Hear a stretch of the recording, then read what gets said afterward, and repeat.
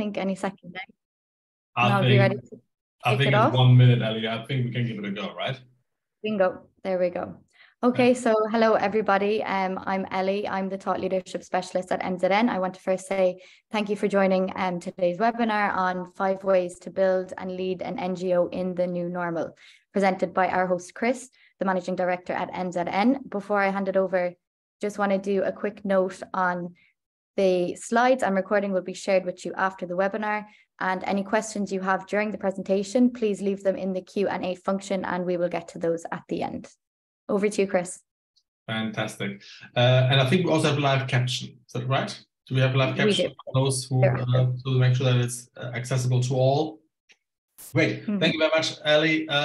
Yes, my name is Chris. We are having a short webinar today. So I'm hoping we have more questions than discussions after this. I'd encourage everybody at this stage already to enter questions into the Q&A section, including your impressions. Our webinar talk is today at a pretty higher level of how we manage and what kind of organizations we want. How do we lead and care better for those we work with, and most importantly, for those we work for. So therefore, at this higher level, less detail, I would encourage all of you to put your comments and questions into the Q&A. My colleague Ali will then help me go through these. Ahead of us, we've got about 8 or 9 slides to stimulate our conversation afterwards, and hopefully you find those interesting as well. But let's get started.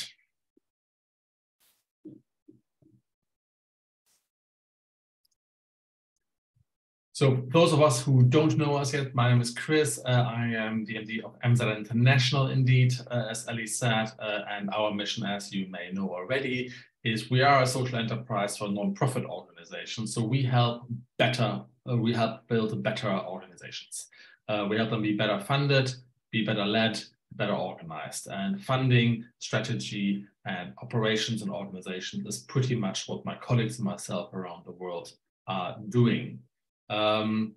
Now, today we are talking about something in a mix between strategy and between how we actually lead and care. And the first talking point today really is, why do we need to be more conscious? Why should we be a bit more deliberate about leading and actually caring? And what do we mean with empathetic leadership? And what is that just taking everything softer? Or is there something more to it? I'm going to conclude with 5 ways to lead and care better in this world, and then hopefully leading over to you what you think. I've noticed that in the file conversion, some of the listing numbers has gone wrong here. So all of them are number 1, but I think that's just as well, frankly, because they are quite important things. So clearly the file conversion towards this new format we are trying out, something went off. Never mind, that shouldn't disrupt us. Let's dive into it.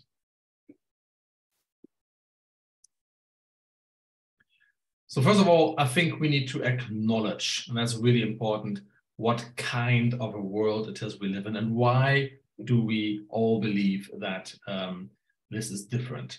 Now, you've heard much talk about, from politicians to newspapers to large leaders, about this being a Zeitenwende, in the German, being a major tectonic shift in the times we live in. And there are some good reasons for it. But away from all the current lingo, what we cannot really forget is that this is a very hot planet. Whatever we do right now, climate change-wise, we are running to 1.5, 2 degrees, and that will have major impacts for the rest of our lifetimes across every area of our operations. So the climate disaster is happening. Even if we were to stop emissions right now, the reality is that in the next 25 years, at the very least, the world will continue to get hotter, whatever we do now. So that climate change reality, beyond just the avoidance, needs to be considered in the strategy and in the leadership approaches of our organization. It means there'll be more disruptive, more climate events, more migration, more disrupted supply chains, more rapid changes of consumer and behavior, and even more pandemics. And you know how the last one turned out, which caused us to be extremely in need of change. Those result in disruptions, the second box here. These changes that we used to have infrequent and every now and then, every 5 to 10 years, we had a major change event. I think the most forecasters and scientists expect those disruptions to be frequent and to be big. Political changes that really we haven't seen before are changing everything from funding lines for NGO, political alliances, and they change regulative environments far more than we have some. We are reacting to this as a society, and those changes play havoc on some of our organization's strategies. So that can be frustrating, but we have to acknowledge that disruption, big disruption, happens frequently. And it's not just bad things, or could be bad things, but digitalization 3.0, as is the upper term, major digitalization and new technology changes are happening in the month to come. You've all heard not just of the much discussed ChatGPT and AI tools, but even the social acceptance of employer practices. Office policy is one example. The way that we engage with our colleagues, how we relate to our staff, how we relate to each other has changed significantly and continues to change in months.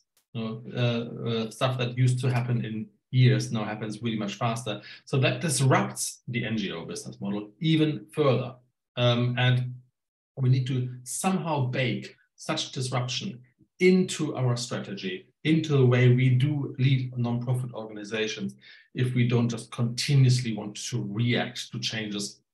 Because with changes this big, this frequent, on a hot and disrupted planet, I think we can all forget about trying to be reactive. There has to be an element of activity and active creation of the environment for our organization that we want to work in. And then finally, again, an acknowledgement of just the situation we have now is that the future is probably more unpredictable than it ever was. And that causes a problem for organizational strategies, NGO strategies that rely too much on future predictions. We used to be in a situation where there were so-called safe bets, where we could say, well, we don't really know what's happening right now, but in the next 3 to 6 years at least, these are pretty safe bets, or they are so-called no regret investments. Whatever happens, these investments will pay off in some shape, way, or form. Now that is even shorter, and that's probably even more disrupted right now. So we predictions and assurances of the future that we bake into our strategy, that we bake into our business plans, our program plans, they've just become obsolete much quicker. 1 to 2 years now, as opposed to 4 to 5 years. And that isn't just a threat to what we want to do, it's also a major threat because we miss impact opportunities. A friend of mine said we need to dance with the system because changes also create opportunities. And if we are not agile enough to take advantage of these, when they're coming up, then we miss major impact opportunities in all kinds of programming, be that humanitarian or development or scientific or in the arts and culture. So the question is your organization, is our organization able to change quickly, or more practically, are we able to dance with the system? An example here that just to make this a bit more tangible is funding.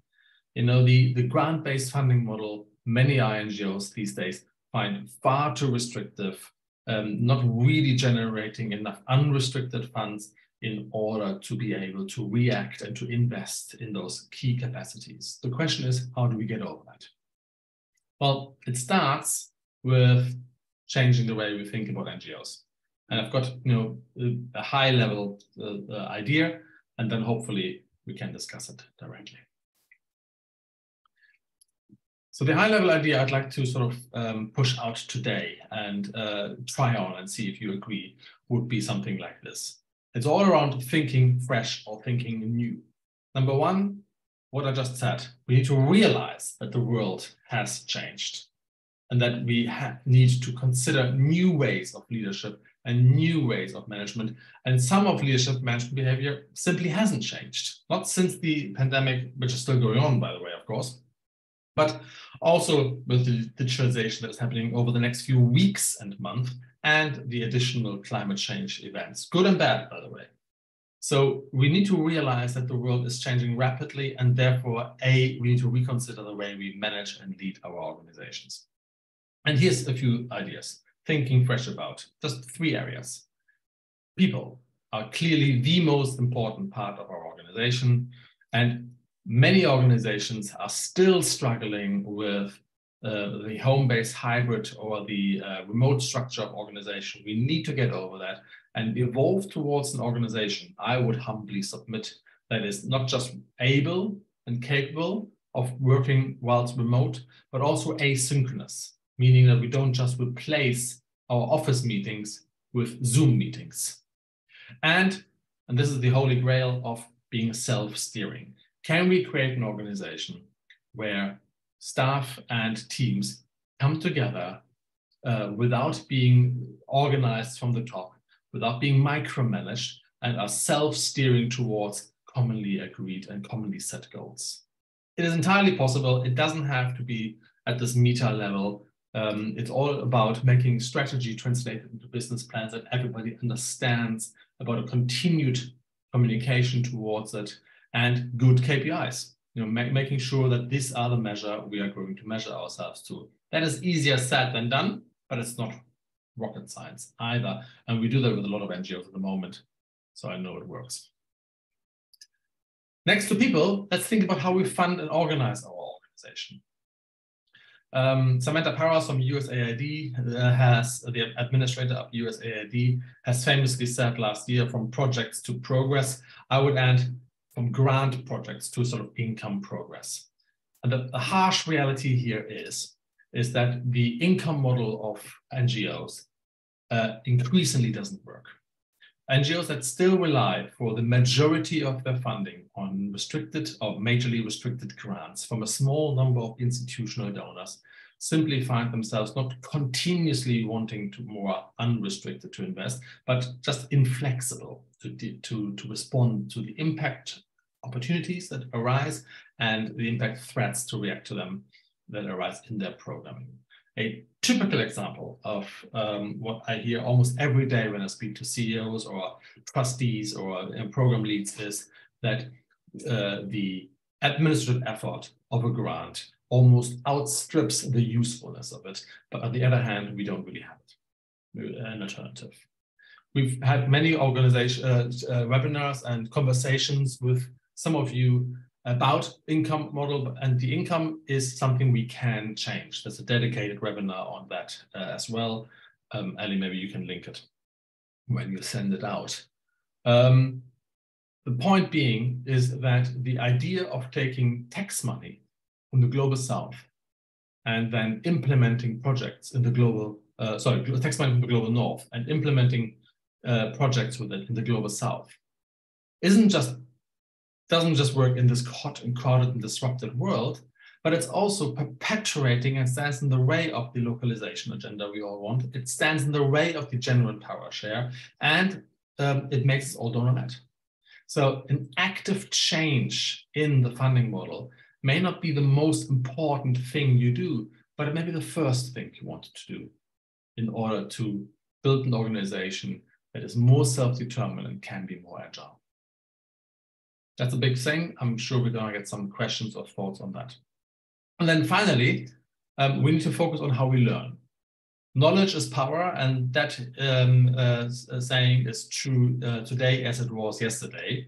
But then again, most organizations that we work with do not have a structured approach to actually learn. A friend of mine coined the catchphrase of turning hindsight into foresight. And I love that because we all anecdotally learn amazing stuff almost every week. But very few organizations have institutionalized the process of learning.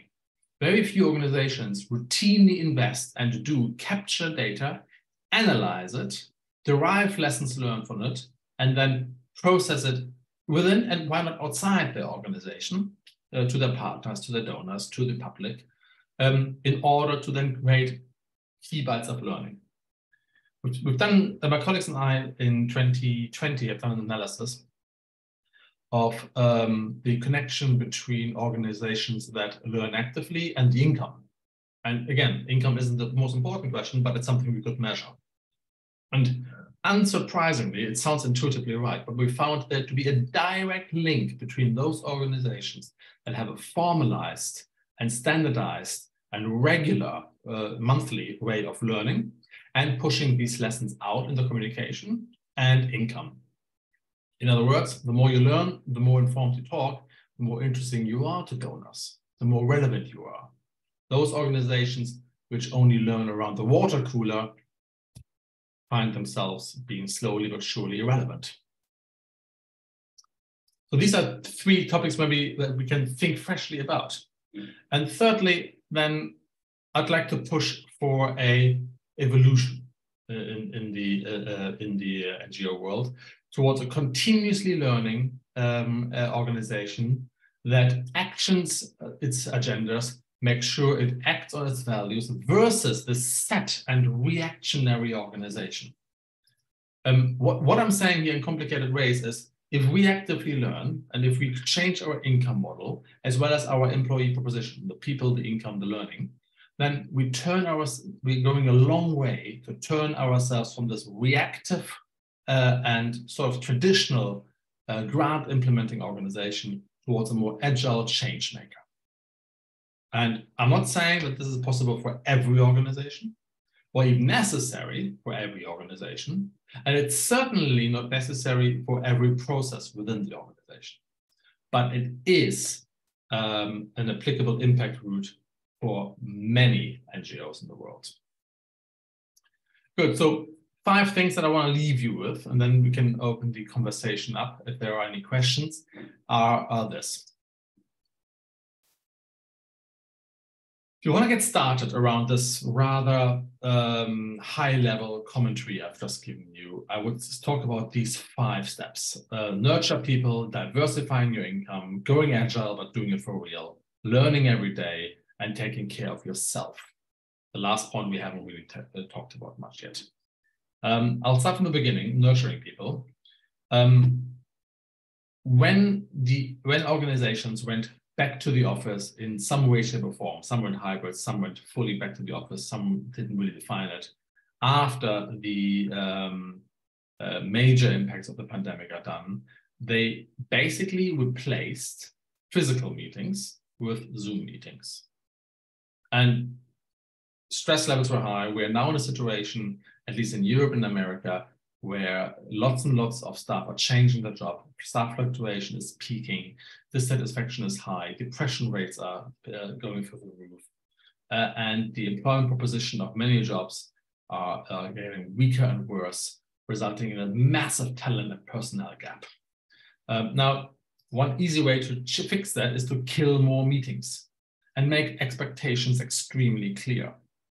And I want to confront, in case we got a question on this one, on expectation management and nurture people, you might be surprised that expectations and nurture is in one area set together here.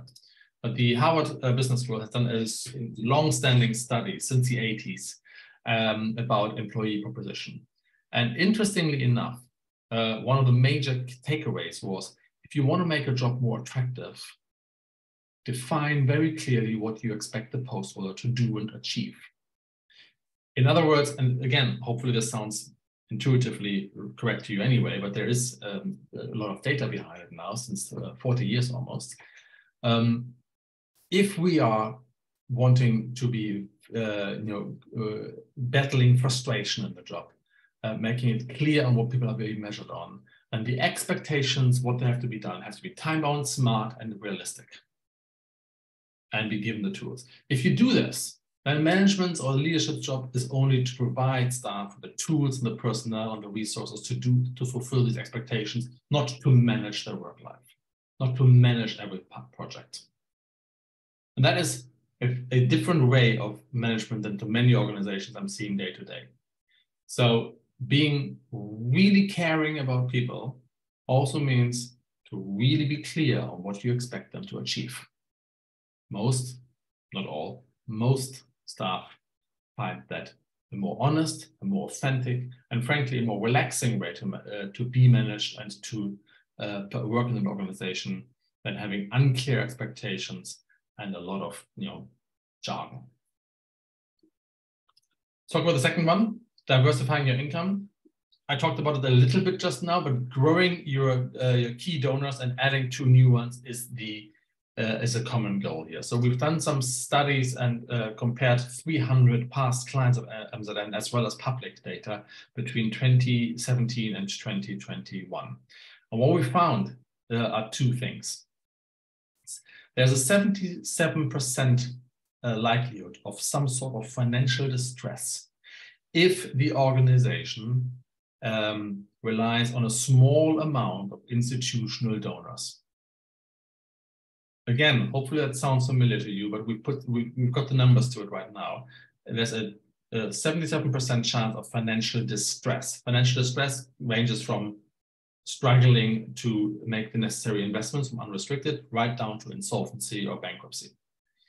However, if the organizations have built a business development system that adds at least 2 new donors a year, which is not a lot, and it doesn't have to be a massive amount, it's about the adding of new donors and matures its key donors, then that likelihood of financial distress, purely statistically speaking, falls to less than 30%.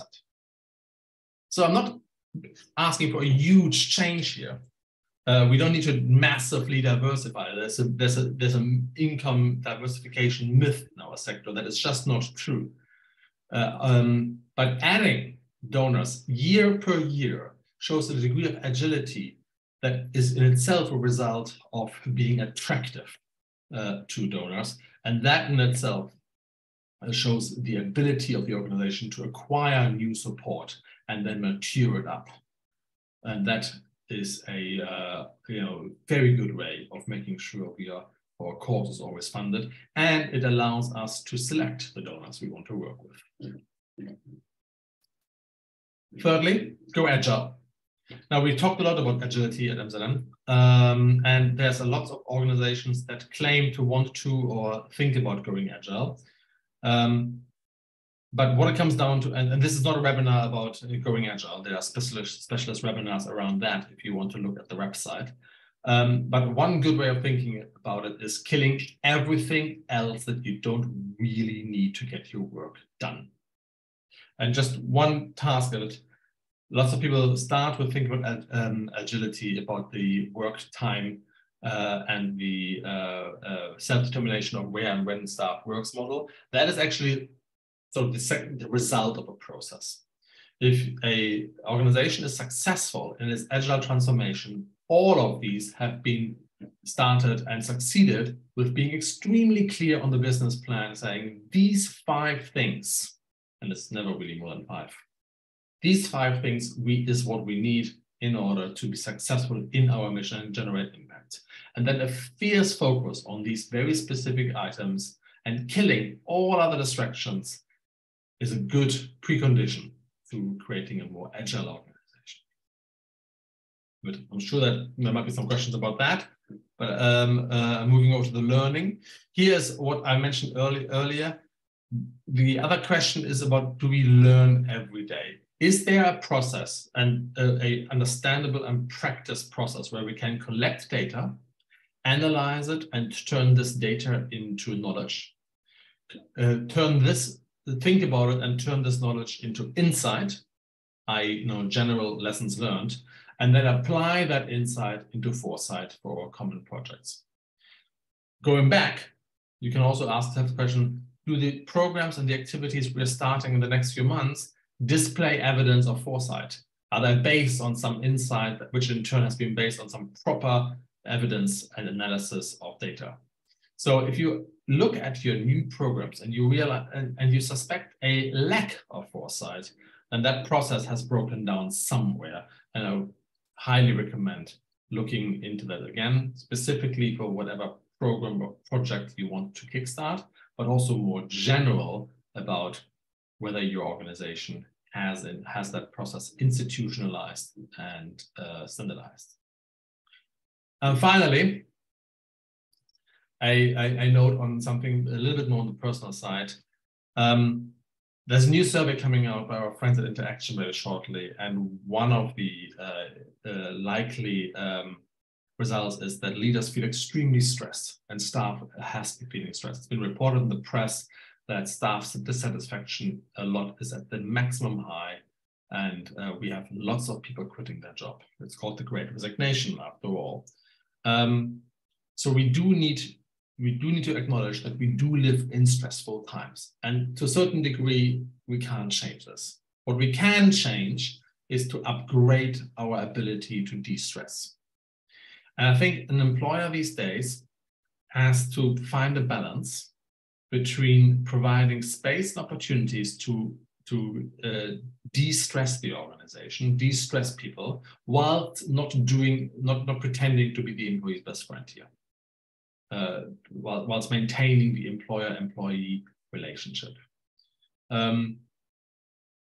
What I'm basically saying is, has your organization thought about, we need to think about upgrading self-care in the office and out of the office, at the work and outside work. And there's a ton of opportunities to do that, but acknowledging that we maintain a reasonable work-life balance, that we may be contributing to it as an employer rather than taking away from it, is a big step in not just reducing staff fluctuation, but also making sure that we're all better off.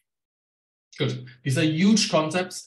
We may have some questions on it. I promise to stay in 20 to 30 minutes. I think I'm reasonably up to time, Ellie.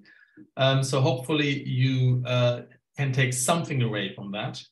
In terms of going about this, just one message: lots of our partners and friends in the sector are going for sprint meetings.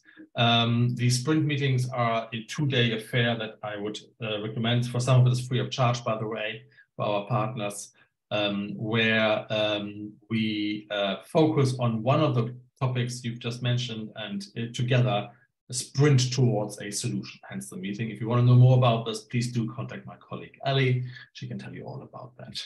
And then finally, there is one of the more popular events coming up on the 19th, Ellie, that's right? Is it the 19th? Yes. It is, yes, the 19th. The 19th. Do you want to tell us about it, Ellie? I've talked enough. Absolutely, yeah. Okay, so our upcoming webinar on the 19th of April is a big one. We're bringing together an unparalleled collection of the latest donor updates, also including funding briefing. And lastly, we will be having a guest speaker from Mindwise, the international fundraising agency, and he's going to be bringing his latest takes and unique tips on fundraising trends. It's free to join, and the link is in this presentation, which I will send to all of you after. So be sure to subscribe, to register to that one. And yeah, I guess now time for questions. So I've opened the floor. You can put in your questions in the Q&A function and we can get started on that. Okay, you just open the floor, fair enough. Great. If there are none, that's fantastic. We do have one from Khwaja, who has asked, how can NGOs build and maintain partnerships and collaborations? Khwaja, I would love to hear from which organization or which area in the world you're from. Then I can maybe customize my answer. Also, it would be lovely to hear about what kind of partnerships you're aiming at. Is it a funder partnership, or is it a collaboration amongst various offices of your organization if you're from a large site? But ultimately, if we are talking about a funding partnership, we see a lot of donors, staying on the donor subject that Ellie just opened, We see a lot of donors becoming way more participatory and engaging in their project design. So Norway, for example, the Norwegians are going through a series of engagements right now in their upcoming strategy. They want to hear from partner NGOs in their priority countries right now, what kind of programming they should support over the next 5 to 6 years. So it is pretty clear that this proactive engagement with, in this case, the Norwegian donor, is extremely important to then later become a credible partner to them. Corporates are the same. We find that, particularly the financial and the banking sector is extremely keen to become more green and more human, but they don't, really just want to go on a website and donate, of course, but they want to get into partnership with an NGO that displays an innovative approach to a protracted problem with credibility locally and managerially internationally.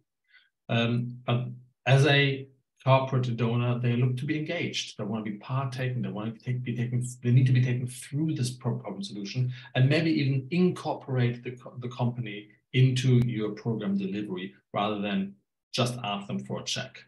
Asking the private donors for a check is an incredibly inefficient way of engaging with the private sector. And then if you're looking at the collaboration amongst your staff, it comes down, I cannot stress this enough, to the clear expectations. One of the most repeatedly stressors of staff, particularly in international or regional organizations, is the fact that they don't know what expectations they're working towards. Clarifying that tends to have a very positive effect. Does that make sense? And if you don't, then please ask any other questions. We're talking at a pretty high level here.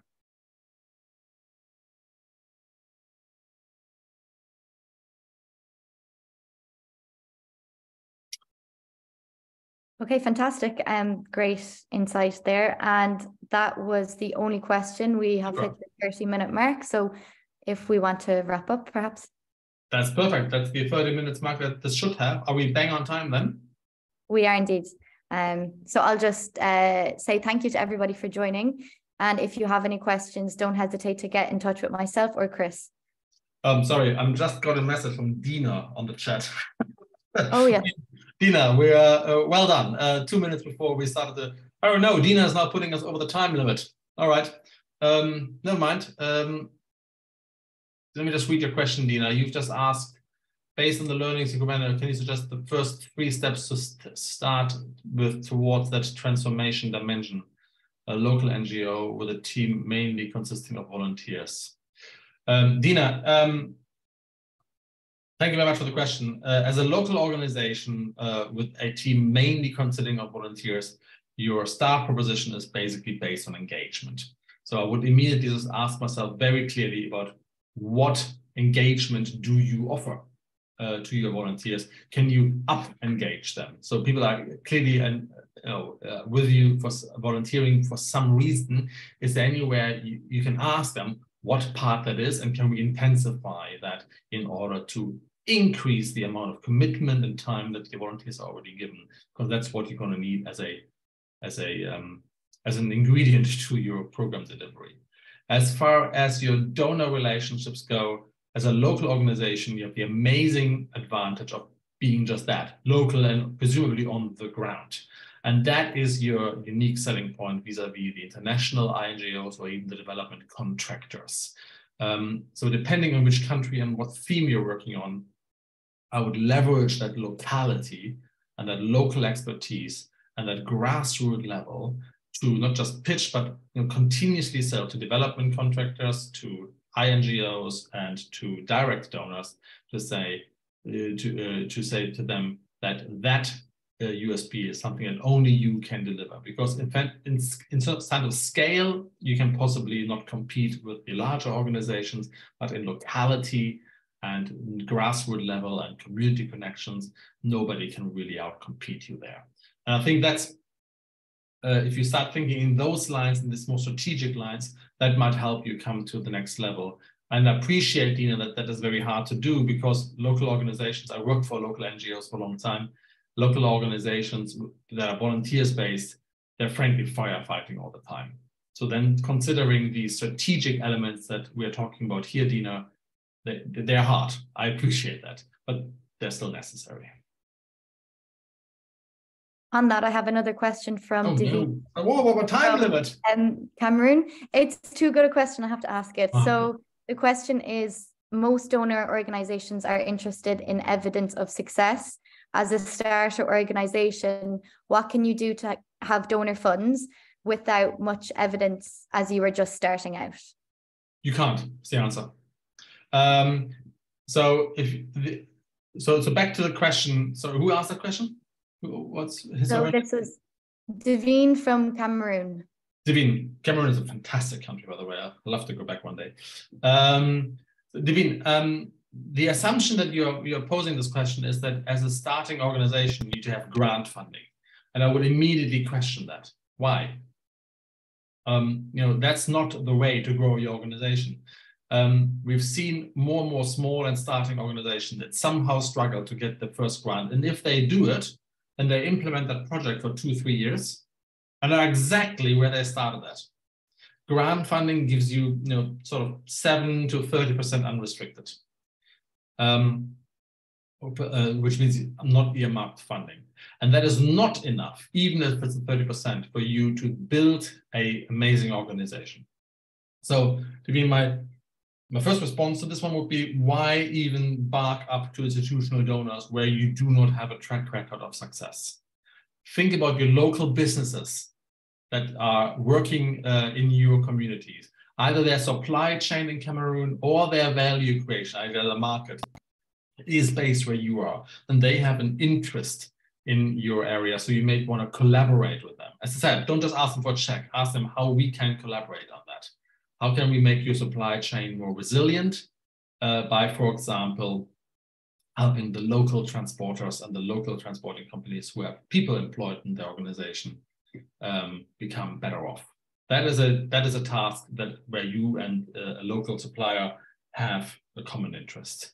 And then it's about engagement. Make sure that you use the first income to engage and to go to these various conferences, to publish interesting research and to learn. Okay, brilliant. A kind of spin-off question on that is from Kwaja, asking, what qualities do NGO leaders need to possess? A lot of patience. Is that right? Because there's a great articles written about this, and I don't think they are any different from that of any other ideas. For me, I can only talk about me personally. For me, it's humility. This is getting personal right now, but I know that most things in life, in fact, almost 99% of things I do and I work with in life are depending on my relationship to other people. Amazing colleagues like Ellie, amazing clients and partners we work with around the world, an amazing family that I rely on, amazing community in which I live in. So for me, it's that acknowledgement that I can only work through others. There's no special skill that I possess that makes me more important than anybody else. I think that humility for me is essential to the way I lead. I've seen other leaders going about this differently and having success, but that's how I would answer the question. Great. And finally, from Hassan, we have the question, if we want to build new local NGOs, what are the most important things to consider to find donor funds? Again, why donor funds? As a new organization, you're going to spend an excessive amount of time trying to secure institutional donor funds. It might be easier, less reporting, and more sustainable to derive your income from something else. We need to get over the point that an NGO, we somehow gotten off the wrong track in the 60s. I don't know where this came from, but bear in mind that NGOs never used to be, when they started, funded by governments. I would even argue that if an NGO, a non-governmental organization, is primarily funded by governmental donors, it ceases to become an NGO. It's basically an underfunded government agency. And it's not sustainable. We've seen a ton of NGOs fail because they chase one grant after the next. And the risk